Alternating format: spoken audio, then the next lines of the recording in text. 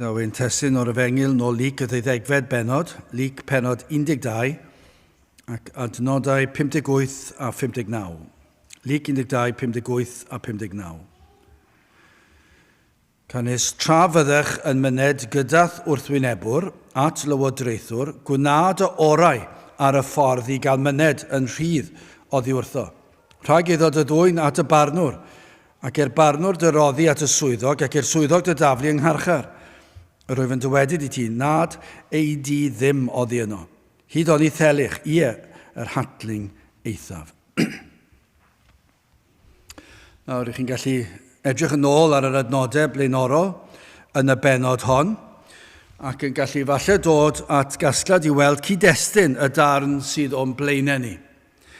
Os ewn ni'n ôl, rhai adnodau yn gyntaf, yr adnod blaenorol yn gyntaf, adnod 57, a phaham nad ydych ohonoch eich hunan yn barnu'r hyn sydd yn gyfiawn. Hynny yw, paham nad ydych ohonoch eich hunan. Hynny yw, mae yn fater personol, ac mae yna bwysau fan hyn yn y darn, rhaid I chi ddod at y man ble rydych yn gwybod fod eich enaid yn barod I gyfarfod eich creawdwr. Mi fyddech chi'n gallu dadle mai dyma rhyw fath o baratod y pwysau yma arnoch chi I wneud yn siŵr, I fod yn sicr ble I chi'n sefyll, eich bod wedi eich paratoi ar gyfer tragwyddoldeb. Ond yna chydig ynghynt, holod Pedr at bwy yr oedd yr Iesu'n cyfeirio. Os ych chi'n cymryd yr holl adnodau, adnod 41, a Pedr a ddywedodd wrtho, arglwydd, ai wrthym ni yr wyt ti yn dywedyd y ddameg hon, ai wrth bawb hefyd.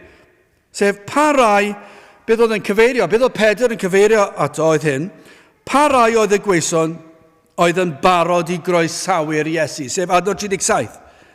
Gwyn ei byd y gweithon hynny, rhai y gaiff ei harglwydd pan ddel y neffro. Hynny yw, beth yw'r cwestiwn, pwy yw'r gweithon hynny, rhai fydd yn effro pan fydd yr arglwydd yn dod, y rhai sydd yn barod, y rhai sydd wedi deall. Pwy yw'r rhain, am pwy wyt ti'n sôn? Ai at o ni neu at y gweddill? Ti at pwy wyt ti'n cyfeirio? Ac falle mae'n hawdd, ond diwy, ni gymryd yn ganiataol, mae'r 12 disgybl oedd y sawl, a'r sawl oedd yn dilyn yr Iesu, oedd yr rhai oedd yn barod. Allech chi gymryd, falle, mae yna rhyw elfen naturiol byddwn ni'n Mae yna rhyw ogwydd byddwn ni'n meddwl, wel, siŵr o fod at yr rhai sy'n dilyn yr Iesu ac at y disgyblion, dyna'r rhai sydd yn barod am ei ddyfodiad. Dyna byddwch chi'n falle'n meddwl. Ac yn gallu deall pam byddwn ni'n meddwl felly. Ac mae'r gweddill, y byd, neu'r Phariseaid, oedd y sawl na fyddant yn barod. Mae dyna am pwy mae'n sôn. Nhw yw'r rhai fydd ddim yn barod, ond ni, y disgyblion, yw'r rhai sydd yn barod. Ond, o adnod 22 ymlaen yn y benod hon, roedd yr Iesu wedi bod yn cyfarch y disgyblion yn benodol, nid y dorf, nid y gweddill, yn siarad gyda'r disgyblion. Felly gall fod yn crybwyll i'r rai o'r 12 ddod yn fyr o'r paratoad angenrheidiol. Fe alle, nawr, ni'n gwybod, yn sicr oedd hwnna wedi digwydd, ond ac trwy'r ysgrythyr yma yna gyfeiriad. Ond allech chi fod yn dadle, yn y darn yma'n benodol, mae yna ddadl cryf gellir dweud, a chrybwyll, fod yna rai o'r rhai oedd yn ddisgyblion ac yn ddilynwyr, ddim yn barod I wynebu tragwyddoldeb. Doedden nhw ddim yn barod. Ac mae rhybydd. Am y pel sydd yma gan yr Iesu, I fod yn barod am dragwyddoldeb, I fod mewn heddwch a Dyw, wedi cymodi a Dyw. Dyna'r neges, mae rhaid I bob un ohonoch chi fod yn barod, ond mae yna rhyw elfen fwy sydd yn unsiglon I fwy, sydd yn meddwl, mae'n siarad gyda'r disgyblion. Felly mae'n dweud, newch chi'n siŵr, bod chi'n barod, bod chi wedi derbyn heddwch a Dyw, bod chi wedi cymodi a Dyw. A'r pwysles sydd o fwy sydd fan hyn yw, a gwnewch cyn bod yn rhy hwyr.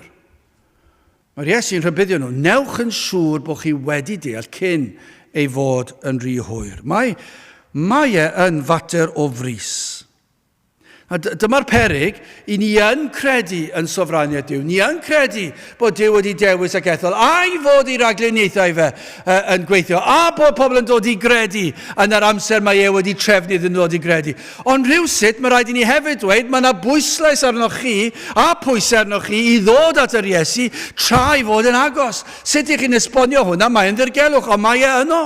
Mae rhaid iddo fod. Ac os na ddwch chi, fyddwch chi byth yn dod. Ac mae'r Iesu'n rhoi pwysau'r bobl i ddod tra fod na gyfle. Mae e hefyd yn gwneud hyn. Sut felly ni'n gallu gweld agweddau o fewn yr eglwys sydd ddim yn pledio a phobl i edifarhau a chredu? Dwi ddim yn gwybod. Mae rhaid i ni alw arnoch chi i ddod at Grist tra i fod yn agos. Mae Iesu Grist ei hun yn gwneud hyn.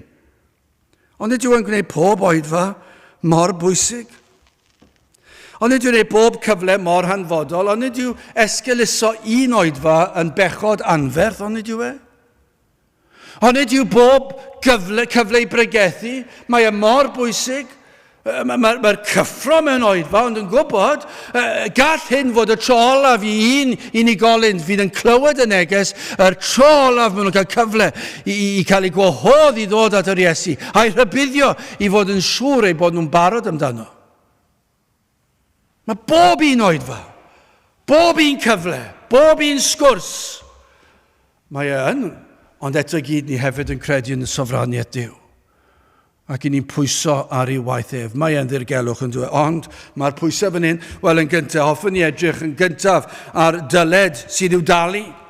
Yn ail, yr ymdrech i gymodi ac yn olaf yn drydydd talu'r ddyled. Wel yn gyntaf, dyled i'w dalu. Gwrandewch ar yr hanes y mae'r Iesu yn rhoi. Mae'n egluro'r peth.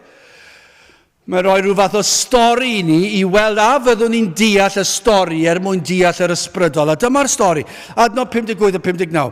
Canis tra fyddech yn myned gyda'ch wrthwynebwr at lywodraethwr, gwnaed y orau ar y ffordd i gael myned yn rhydd oddi wrtho. Rhag iddo dy ddwyn at y barnwr, ac i'r barnwr dyroddi at y swyddog, ac i'r swyddog dy daflu yng ngharchar. Yr yfyn dywedid i ti, nad ei di ddim oddi yno. Hyd o'n i thelich ie yr hatling eithaf am ddarlun. Fe Iesu Grist am darlunio'r sefyllfa fel byddai neges holl bwysig yma yn cael ei dderbyn a'i ddeall gan i'w wrandawyr pryd hynny ac dros y canrifoedd heddi. Hynny yw, ni'n credu hyn ond ydyn ni, roedd yr Iesu'n gwybod mi fyddwn ni'n pregethu ar yr neges yma, ar y pnawn yma, ac efallai fod yr union neges yma i angen i rywun sydd yma nes i'n gwrando i'w gael. Mae e'n rybydd ond yw e. Ac mae'n rhoi darlun o ddau yn mynd at y llywodraethwr. Dau sydd wedi cwyryla. Dyw hwn ddim yn anodd, nag yw. Mae'n rhywbeth hawdd i ni ddeall. Roedd yna anghydfod rhwng y ddau berson yma. Yr oedd un mewn dyled, ond, allwch chi ddadle, yr oedd yn gwybod i fod mewn dyled ac yn gwybod bod e'r fai. Gallech chi ddadle hynny, falle. Doedd e ddim wedi talu'r hyn oedd yn ddyledus i'w wrthwynebwyr, yr un oedd yn ei gyhyddo fe. Yr oedd yna un oedd yn cyhyddo y llall yn dweud, dwi ti ddim wedi talu beth wyt ti'n ddyledus i'w dalu, a dwi'n grac da ti, a ti'n gwrthod talu. Felly dwi'n mynd ar mater ymhellach. Dwi'n mynd â fe'r llys.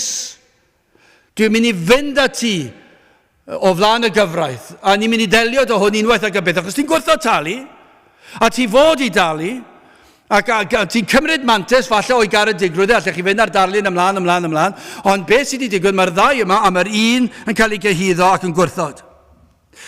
Ond hyn oedd ore i'r un a gyhyddwyd. Yr un oedd ar fai, dyma'r neges, tala neu di, tala'r ddyled.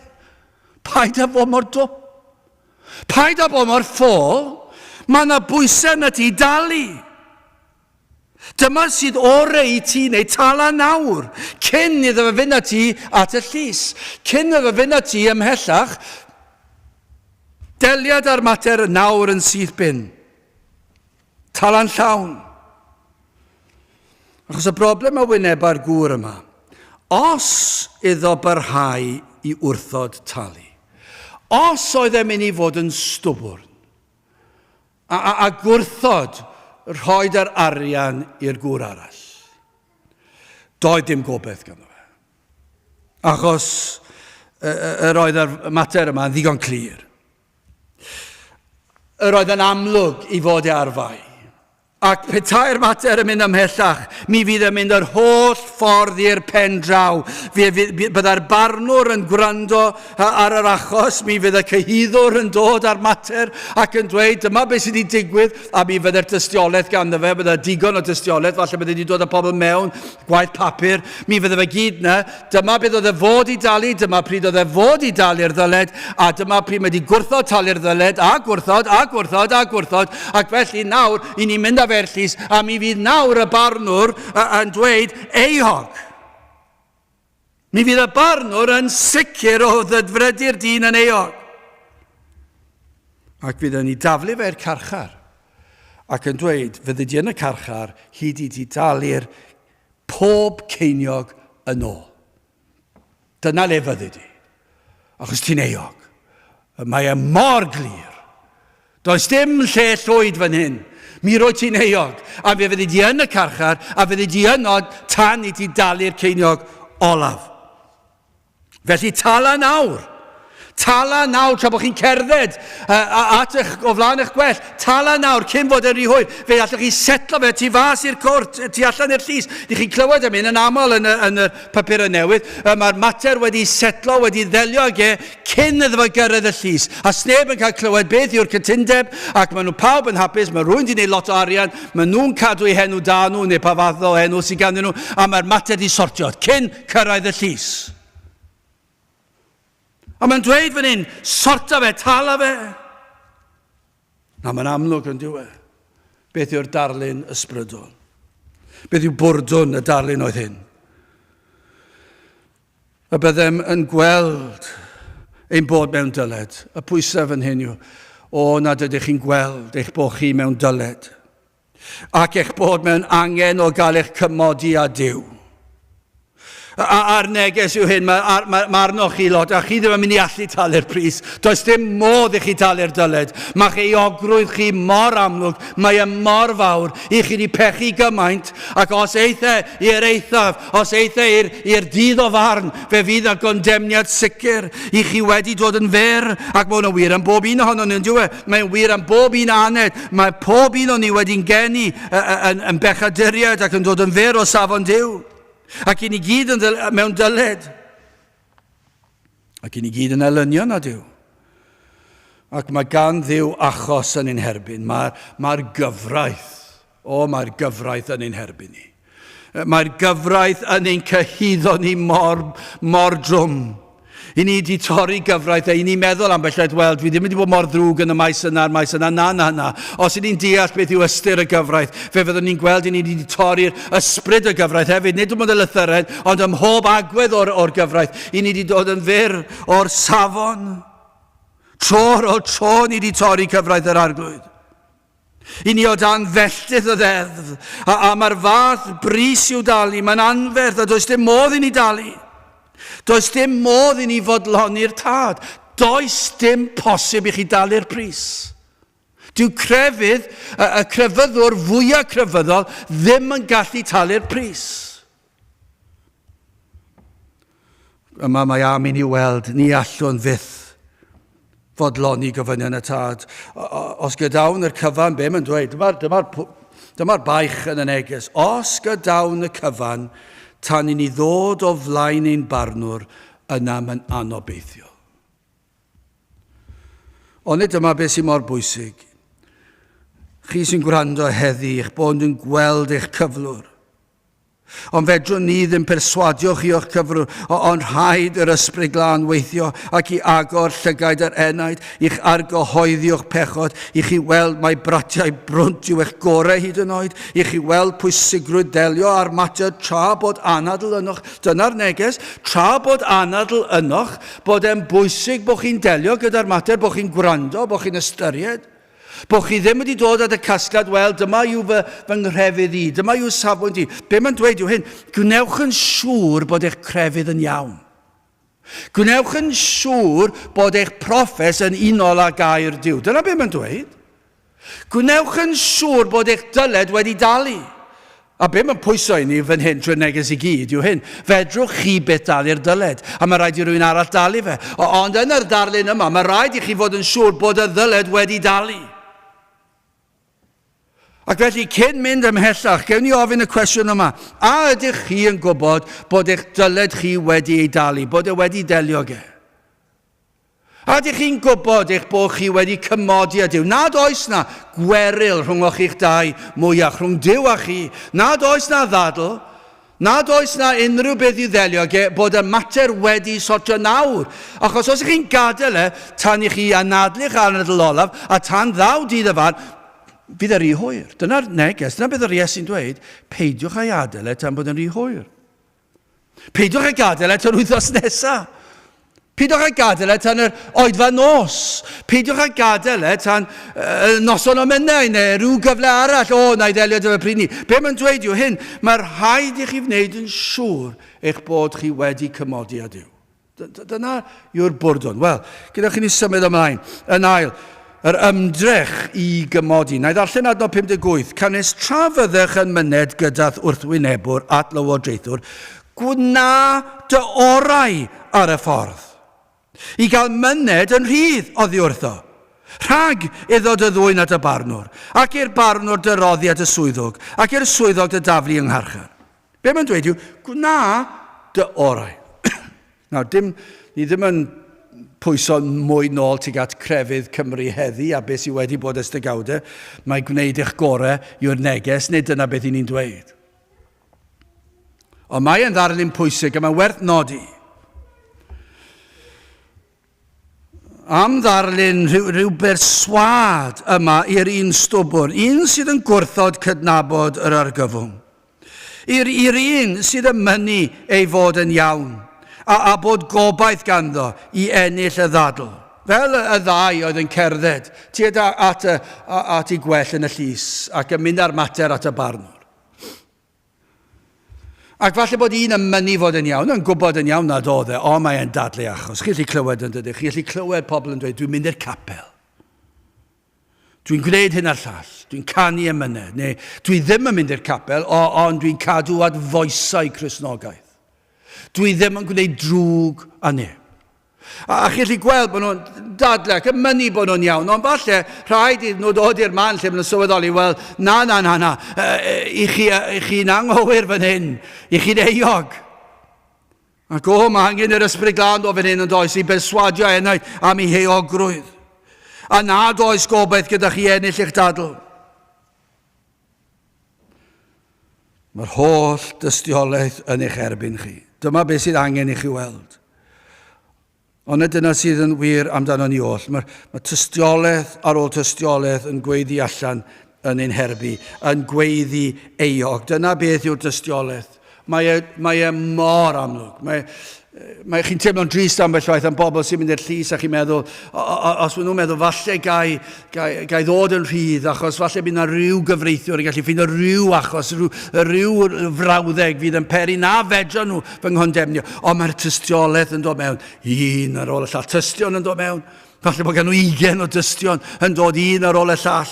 A dyna beth sy'n wir amdano ni. Dwi ddim eisiau meddwl taw tis dwi'n nabod yn fy mywyd I fydd yn fodlon dod a sefyll a tystiolaethu I ddweud, na pechadur yw hwn, dyma brawf I chi, dyma be nath dyma be ddwedodd dyma sut nath fi'n gwybod, mae gen I brawf, dyma be brofes I pan o'n i'n I gwmni fe, a mi fydd na ddigonedd o bobl yn tystio yn herbyn ni. Eog fydd pawb yn dweud, mae hwn yn eog, does dim cwestiwn o'r peth, ond ger bron Duw y tad a'r mab a'r ysbryd glân fyddwn ni yno, a fe fydd yr farn gyffredinol yw hyn, does dim cwestiwn, maen nhw'n eog. Ac mae'n mynd I weld hyn nawr. Dyna be mae'r Iesu am I ni weld, mae am I chi weld eich bod chi'n eog nawr. Peidiwch aros am bod chi wedi marw, peidiwch aros am yr hanfod wedi dod I ben, mae am I chi weld eich bod yn eog nawr a bod y dystiolaeth yn anferthol. Mae am I ni ildio i'r ffaith yma, I ni ystyried. Mae am I ni droi, neu gair arall am droi, wedi farhau. Be mae'r Iesu am fan hyn? Mae am I ni wedi farhau. Gwna dy orau. Setla'r mater cyn I ti fynd i'r llys. Gwnaed orau, dyma rhywbeth o pledio o'r pulpit i ni'n neud gyda rai sy'n gwrando. I ni'n trio pledio nhw. Yn gyntaf, gwrandewch, newch chi. Dwi'n gwybod, dwi wedi gweld yn ddiweddar, ond yn cofio am flynyddoedd yn gweld rhai o'n nhw'n chwarae gyda'i ffonau symudol yn ystod y bregeth. A chi'n gweld, a chi'n gwybod o'n nhw ddim yn gwrando, nhw'n chwarae neu'n siopa neu beth bynnag o'n nhw'n neud, neu anfon neges destun, a chi'n meddwl, o chi'n teimlo, newch chi plis wrando, newch eich gorau i wrando, rowch heibio eich rhagfarn ar am funud, plis newch chi wrando. A dyna'r fath o'r neges i ni'n dweud fan hyn, gwnad orau, gwnewch eich gorau glas. Nid i cael eich achub, ond gwnewch eich gorau glas i wrando o leia. Gwnewch eich gorau glas i osod eich hun yn y lle mae modd i chi glywed yr efengil. I ni'n dweud hynny, gwnewch eich gorau glas. Peidiwch a drefnu eich sil fel bod e mor brysur, chi ddim yn gallu dod i'r cwrdd. Gwnewch eich gorau glas bod chi'n dod i'r cwrdd. Ni'n gallu, mae'n anodd yn wedi ar y sil a cwrdd yn y pnawn. Wel, beth ni'n dweud, newch eich cyno'n gynt te. Newch eich cyno'n gynt paratowch na beth ni'n neud ar nos Sadwrn. I ni'n cael y llysau gyd yn barod ar nos Sadwrn. Pam? Achos ni eisiau gwneud yn siŵr bod ni'n barod i'r cwrdd. Newch yn siŵr bod chi'n neud popeth o fewn eich gallu. Fedrwch chi ddim achub eich hunan, ond gwnewch yn siŵr, gwnaed o orau i ddelio gyda'r mater. Gymaint ati ti'n gallu, gwnaed o orau. Peidiwch a blino'ch hunan. Peidiwch a gwneud pethau sydd yn peri. Fyddwch chi ddim yn gallu gwrando ar y neges. Rowch eich hunan yn llwybr pobl dda. Dyma her i rai pobl ifeg sy'n gwrando. Falle'r nos Wener, nos Sadwrn, maen nhw'n mater neu'r dafarn, neu'r clybiau nos, neu rhyw opera, neu beth bynnag fwy crand. A maen nhw'n mwynhau fod gyda'r byd. A lot o ymdrech i baratoi hunan am hynny. Ond yn esgyluso dydd yr arglwydd. A ddim yn gwneud i gorau glas. I wneud yn siŵr bod y ddyled wedi dalu.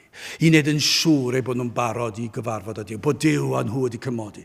Dyn nhw ddim yn gwneud i gorau glas, maen nhw'n gwneud gorau glas i fod yn barod ar gyfer mynd allan, a mae'n dibynnu beth yw, os yw'n mynd i weld sioe neu opera neu rhywbeth, maen nhw'n gwisgo siwt o tei, neu dici bo, neu beth bynnag maen nhw'n gwisgo, a bydd y gwragedd i gwisgo'n grand, wedi wneud i gwallt, wedi talu'n ddryd yn y pnawn, cael ei gwallt i wneud. A maen nhw'n gwneud i gorau glas i fynd allan am y nos, neu os daw i glwb nos, mae'r anfoesoldeb yn ei gwisg, maen nhw wedi wneud yn siŵr, maen nhw'n cael ei gwisgo anfoesol, a mae'r bechgyn a'r merched, maen nhw fyna yn mor fydol yn y byd ac yn meddwi'n racs. A maen nhw wedi paratoi, maen nhw wedi casglu arian mwyn meddwi a bod yn denu gilydd ar y noson allan. A mae'r holl ymdrech, maen nhw wedi trefnu'r tacsi nôl am 3 bore, pob peth. Ond pan mae'n dod i'w hyneidiau, dyn nhw'n gwneud dim ymdrech o gwbl.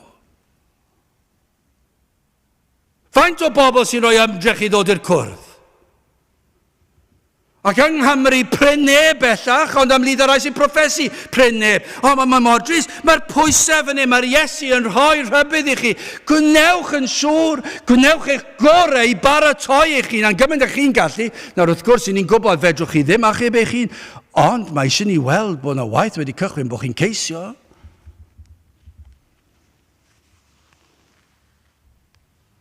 Gwnewch eich gorau, tra'r y ffordd. Faint o ymdrech ydych chi wedi roi i wneud yn siŵr eich bod yn iawn ger bron Duw? Falle rwy'n sy'n gwrando, neu falle yn dechrau ymddiddori efallai.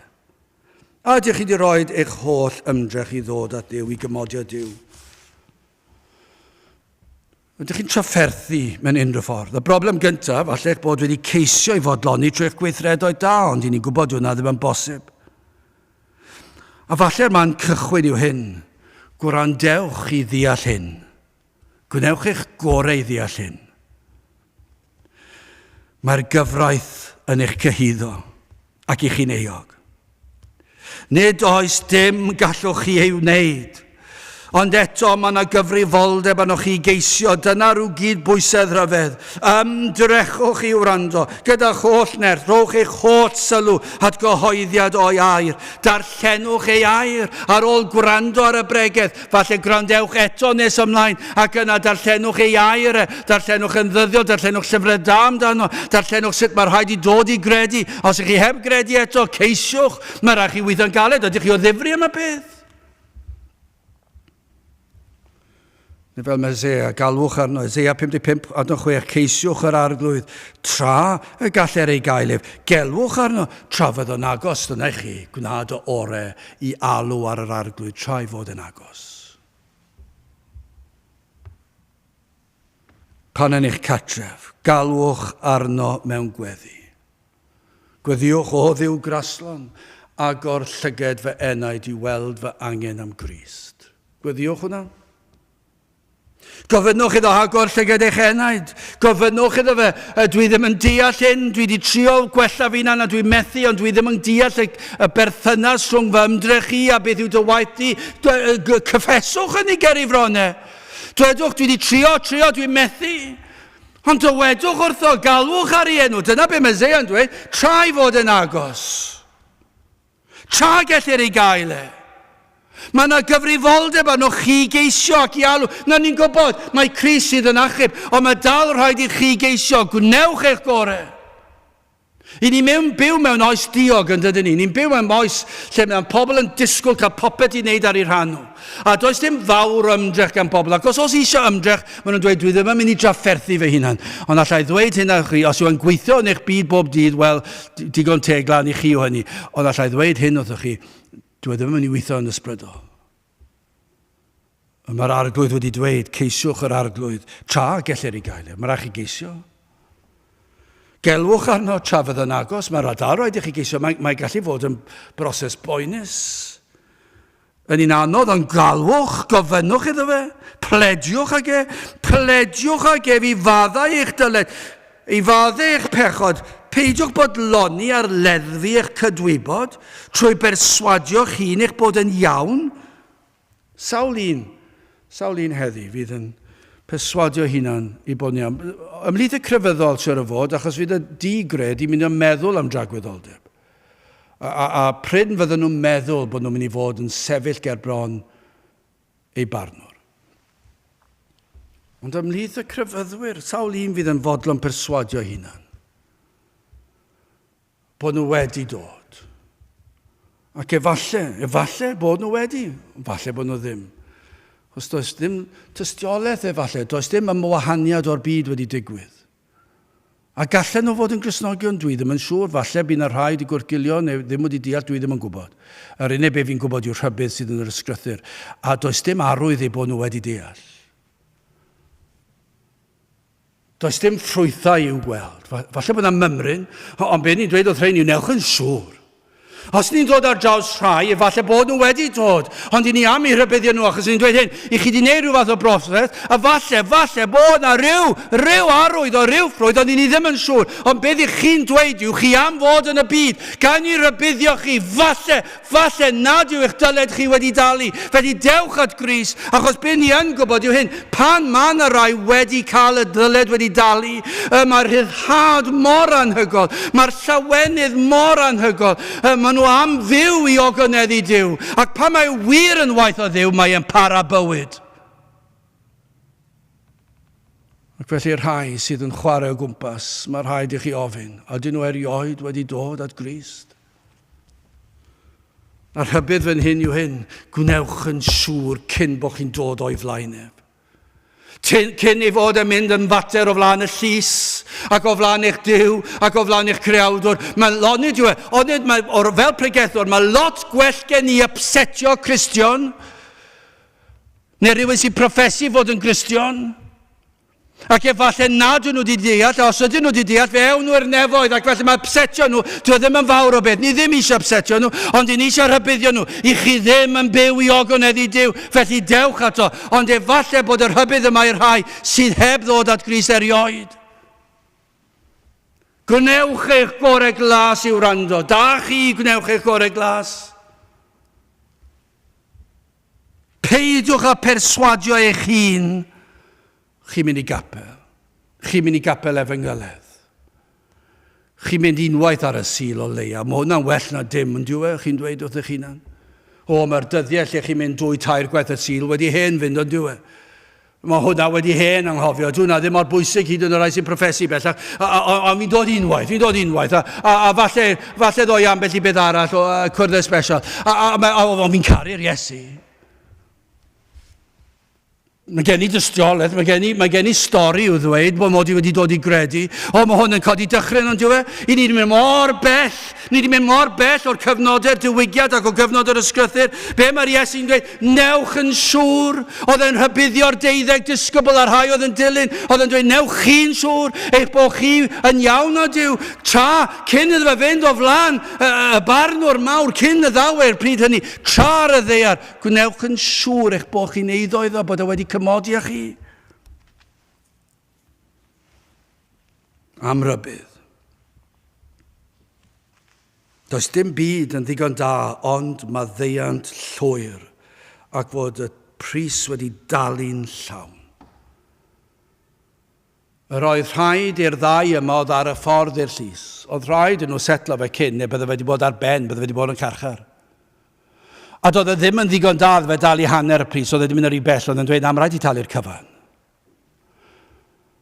A fedrwn ni ddim talu'r cyfan, ond be ni'n dweud yw hyn. Mae rhaid i wneud yn siŵr bod y ddyled wedi dalu'n gyfan.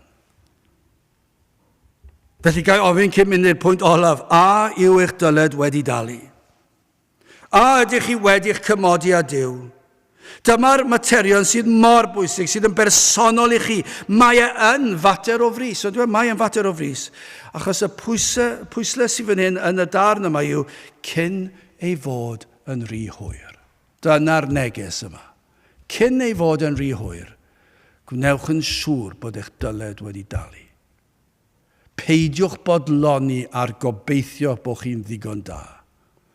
Wel, yn olaf, talu'r ddyled yma. Wel, adnod 58 a 59 eto. Cynnes trafyddech y myned gyda'r wrthwynebwr at lywodraethwr gwnaed o orau ar y ffordd i gael myned yn rhydd oddi wrtho, rhag iddo dy ddwyn at y barnwr ac i'r barnwr dy roddi at y swyddog ac i'r swyddog dy daflu yng ngharchar, yr wyf yn dywedyd i ti, nad ei di ddim oddi yno, hyd o'n i thelich yr hatling eithaf. Wel, bwrdwn y neges yw hwn. Deliwch ar mater nawr cyn ei fod yn rhy hwyr, cyn i chi ddod o flaen eich barnwr. Os daw y mater o flaen y barnwr, does dim gobaith. Does dim gobaith i chi. Dyna be mae'n dweud. Hynny yw, mae'n dweud, fe'ch teflir i garchar, ac y darlun ysbrydol yw hyn, fe'ch teflir i garchar a hynny hyd tragwyddoldeb. Yr wyf yn dywedyd i ti, nad ei di ddim oddi yno, hyd o'n i thelich yr hatling eithaf, bob un ceiniog bach. Fyddi di yn y carchar, hyd tragwyddoldeb, hyd nes bod pob un wedi dalu, pob ceiniog. Ond i ni'n gwybod, ni fydd yn bosib i chi dalu'r un geiniog. Bydd yma'r ddyled yn rhy fawr. Does dim tragwyddoldeb bydd yn gallu talu'r ddyled. Dyma'r broblem, mae pobl yn meddwl mi pechod fel dweud celwydd bach gwyn. Dydyn ni ddim wedi gweld difrifoldeb pechod.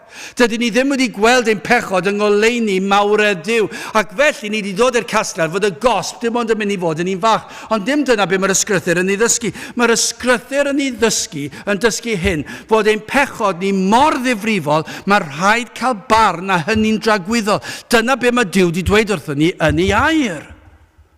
A beth yw'r neges yma gan yr Iesu yw hyn, ni fydd modd i chi dalu y ddyled yn rhagwyddoldeb, yn golledigaeth, yn effer neu hun, does dim modd i chi dalu'r ddyled. Mae rhy hwyr erbyn hynny, mae rhy fawr, mae'n amosib, o dim modd i chi wneud ar y ddeiar, yn sicr, pan fydd yr anadl olaf wedi mynd, byddwch chi ddim yn gallu talu'r ddyled. Ond dyma yw neges yr Efengyl.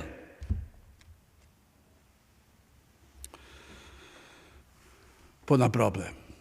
Dyna yw neges yr Efengyl. Dydyn ni ddim yn dod i'r pwlpit fan hyn i ddweud oeddech chi sut i fod yn neis i'ch cymydog. Nid dyna'r neges yr Efengyl. Dydyn ni ddim wedi dod i siarad am ryfeloedd y byd. Nid dyna'r neges y Beibl. Fe ddaw mas o'r ysgrythyr, maes o law, ond nid dyna'r neges yr Efengyl. Yr Efengyl yw hyn, mae ganddoch chi broblem. Dydyn ni ddim yn trial gwneud chi'n berson gwell i gymdeithas. Fe fyddwch chi pan ddowch chi at Grist, ond nid yna beth ni'n dweud wrthych chi. Mae ni'n dweud hyn wrthych chi, fedrwch chi ddim fod yn berson gwell o fewn cymdeithas, o fewn eich gweithle, o fewn eich teulu, achos mae ganddoch chi broblem. Mae ganddoch chi ddyled, a mae'r ddyled oherwydd eich pechod, ac chi wedi dod yn fer o safon Duw, ac mae yna gondemniad arnoch chi. Ond fedrwch chi ddim talu'r pris. Ond yr efengyl yw hyn. Mae yna obaith i'r bris cael ei dalu. Mae modd cael heddwch a Duw. Yr un i ni'n elynio nag yr un i ni'n gorfod dod ger ei fronef am i drymgwyddo fe, mae modd i ni fod yn gyfeillion. Cael ein cymodi a Duw. Hynny yw, mae modd i ni gael maddeuant. Mae modd i ni cael ein maddau am ein dyled. Dyna yw neges yr efengyl. Dyna beth i ni'n fod i bregethu yno drwy'r amser. Dyna yw neges efengylu yw hyn, yr efengyl yw hyn. Mae ganddoch chi broblem, ond mae'r broblem wedi ddatrys. Ond fedrwch chi ddim datrys y broblem. Y broblem yw eich pechod, ond mae'r gondemniad yn anferth, mae'r pris mor anferthol, does dim modd i chi talu'r ddyled, ac felly mae'r gosb hi tragwyddoldeb. Dyna yw'r gosb mae'n mynd i fod erchyll. Ond dyma'r efengyl. Mae Iesu Grist fydd yn barnu chi, ond ef hefyd sydd yn eich cymodi chi. Mae hwnna'n anhygol yn dweud. Mae Crist fydd eich barnwr, ond hefyd Crist yw eich cymodwr.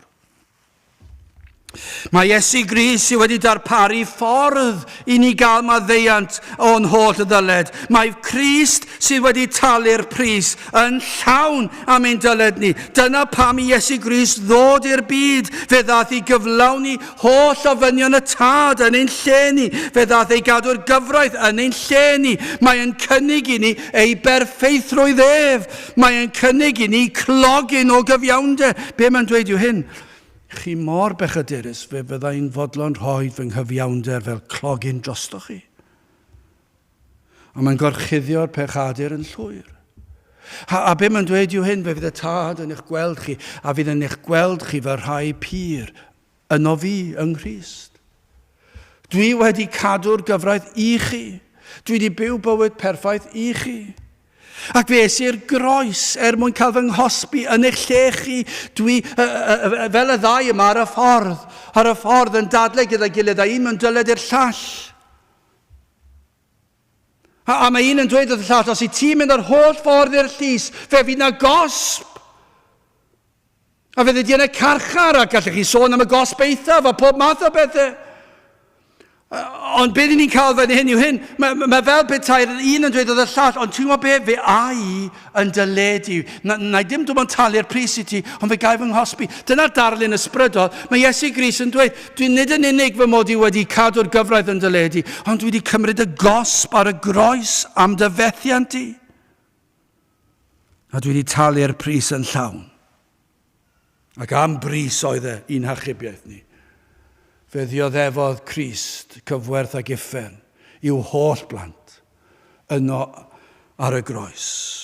Marwolaeth mab Duw, yno cosbwyd ef yn ein lle ni. Dyna pryd dalodd e'r pris. Ac yno fe fodlonodd e'r tad. Gwrandewch ar yr emyn yma, cael trefn i faddau pechod ble yn yr iawn. Yn yr Iesu, yn ei waed, yn ei farwolaeth. Cai tref, mae ffordd wedi ddarparu i faddau pechod. Ble mae'r ffordd? Yn yr iawn, yn yr Iesu. Mae iachawdwriaeth barod, yn yr iawn. Mae'r ddeddf o dan ei chorom, cyfiawnder yn dweud digon, a'r tad yn gweiddi bodlon, yn yr iawn, yn yr Iesu. A diolch byth, medd Seion, am yr iawn. Chi fydd dychmygu'r ddau yma'n cerdded llys. A pan mae un falle'n sylweddoli, falle bod rhywun wedi talu'r pris yn ei lefe, a mae'n dweud, diolch byth am na. Ond nid yna pan mae rhywun yn dod yn Gristion. A diolch byth medd y pechadur am yr iawn. Doedd dim gobeith i fi. Fedrwn ni byth talu'r pris oedd y ddyled yr rifawr. Ond mae Crist wedi talu y pris yma lle. Yn awr, hen deulu'r gollfarn. Llawen hawn, mae'n cymorth ar un cadarn. Llawen hawn, mae galwad heddiw ato. Nid dyna beth oedd Crist yn ei fan hyn yn y stori fach hon. Mae galwad heddiw ato a bythol fywyd ynddo. Dyna beth oedd yn dweud, fe gewch chi fywyd os newch chi ddod at Grist cyn ei fod yn rhy hwyr a bythol fywyd ynddo. Ni chollir neb a gredo llawen hawn gan lwyr ymroddi iddo. Falle dyna'r darn sydd wedi mynd yn bell o'n geirfa, llwyr ymroddi iddo. Llawen hawn. Ond dyma beth sy'n wir. Pan mae rhywun wedi dod wrth droed y groes, tybiwn ni, fe fydd na llwyr ymroddiad. O leia fydd na ddymuniad i llwyr ymroi. Ni'n gwybod ni'n dod mor fyr ac yn crwydro mor aml, ond mae'r awydd i llwyr ymroi iddo. Pam? Gan iddo fe dalu'r pris yn fy lle. Ond nid yma yw'r bwrdwn y neges, ond nid yma'r rhybydd sydd yma gan Iesu Grist, fod na un wedi talu'r ddyled yn llwyr i chi. Felly dewch ato, cyn ei fod yn rhy hwyr. Peidiwch oedi. Peidiwch dweud fe ddof yn ôl rhywbeth i to. Tra i fod yn agos, dewch ato, gyfeilwch yn ei fraich achubol. Am rybydd i'r sawl sydd yn esgeulus am ei heneidiau, os na ddowch chi nawr tra bod cyfle, yna fe fydd yn rhy hwyr. Dyna'r rhybydd. Ni fyddwch yn gallu dadle eich achos ger bron y barnwr. Ni fyddwch yn gallu sefyll o'i flaen hyd yn oed. A bydd y ddedfryd hyd tragwyddoldeb. Felly y neges yw'n dewch at Grist. Dewch at Grist tra i fod yn agos. Rhowch heibio'ch esgusodion pitw. I ni'n byw mewn oes o esgusodion yn dydyn ni. Ac i ni bron iawn yn esgusodi pobl cyn iddyn nhw esgusodi hunan. Ac mae'n amser efallai ni ddweud hyn. Mae Iesu Grist yn dweud. Mae e'n fater o frys. Dewch ato tra i fod yn agos. Canis tra fyddwch yn myned gyda thwrthwynebwr. At lywodraethwyr. Gwnaed o orau ar y ffordd i gael myned yn rhydd oddi wrtho. Rhag i ddod o ddwyn at y barnwr. Ac i'r barnwr dyroddi at y swyddog. Ac i'r swyddog dy daflu yng ngharchar. A dyma'r neges o rwyf yn dywedyd i ti. Nad ei di ddim oddi yno. Hyd o'n i thelich yr hatling eithaf. Gadewch i ni wyddio. O Dduw, i ni yn diolch am dy rybuddion. Diolch am yr efengil hefyd. I ni'n tristau wrth feddwl am y nifer sydd yn troi cefn ac yn esgyluso ac yn anwybyddu difrifoldeb y sefyllfa ac yn gweddio byddu di ar waith. Yn agor llygad y neidiau i weld ei hangen am Grist. A tyrda nifer at droed y groes. Hyd yn oed yn y dyddiau hyn. Ro ffydd i ni ddysgwyl pethau mawr yn y dyddiau sydd o'n blaenau, a bydde di'n gweithio'n rymus unwaith eto. Te'r bendithio nawr, i ni'n gofyn hyn o'r tre enw ac eiddiant i'n harglwydd Iesu Grist. Amen.